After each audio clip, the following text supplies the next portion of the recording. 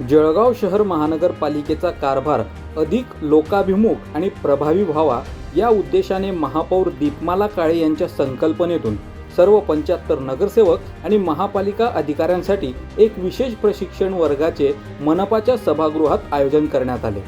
आज मंगळवारी याचा शुभारंभ झाला।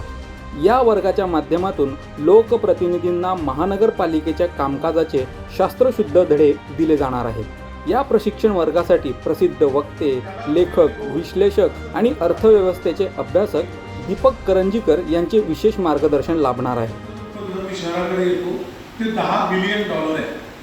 $1 बिलियन म्हणजे साधारणपणे आत्ताच्या हिशोबाने 9,000 कोटी रुपये झाले।